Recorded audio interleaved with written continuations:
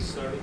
అలాగే దేవుని సన్నిధికి వచ్చేటువంటి మనం వట్టివారిగా కాకుండా ఏదో ఒకటి నేర్చుకున్నాం, ఏదో ఒకటి పట్టుకున్నాం, ఏదో ఒకటి మనం పొందుకున్నాం అనేటువంటి విశ్వాసంతో మనము దేవుని సన్నిధి నుంచి వెళ్ళాలని ప్రభు ప్రార్థన చేస్తాం. నేను ఈ సమయంలో వాక్యానికి ముందుగా నేను నా జీవితంలో జరిగినటువంటి ఒక సందర్భాన్ని మీకు తెలియజేయాలని ఆశపడుతున్నాను.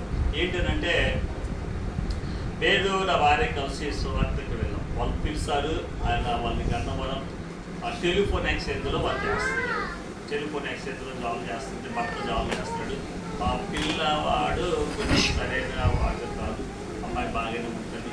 ఏదేమైనా మా ఒక అబ్బాయిపేటలో ఒక మంచి సంఘానికి వెళ్ళి మంచి అనుభవంలో ఉన్నటువంటి భక్తురాలు. అయితే భర్త సరైనటువంటి మార్పు లేదండి. మార్పులు అన్నీ ఉన్నాయి. మార్పు లేదంటే సరైన మార్పు కానీ అట్లా మార్పే లేదు, అన్నీ ఉన్నాయి తన జీవితాలు. ఇది లేదు అసలు లేదు.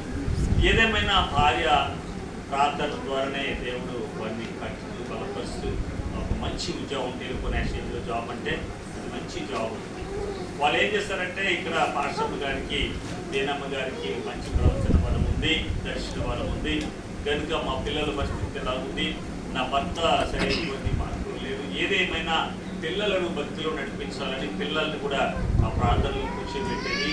ఆమె ఇక్కడికి రావడం జరిగేది, ఇక్కడికి వచ్చి ప్రార్థన చేయించుకుని వెళ్ళినప్పుడు ఆ ప్రాంతానికి పిలిచారు. వాళ్ళంతా బలమైనటువంటి సంఘం, వాళ్ళందరికీ కొమ్ములు కలిగిపోయినటువంటి సంఘం. అది ఆ వాక్యంలో కానీ పాటల్లో కానీ ఆరాధనలో కానీ ఆర్థికంగా లేక కానుకలు బలమైన కానుకలు ఇచ్చి మందిరాన్ని బలంగా కట్టినటువంటి సంఘం అది. ఇంకా ఎదురుకుండా మేమేమో ఏదో చూడడానికి ఒక విశ్వాసిలాగా కనపడ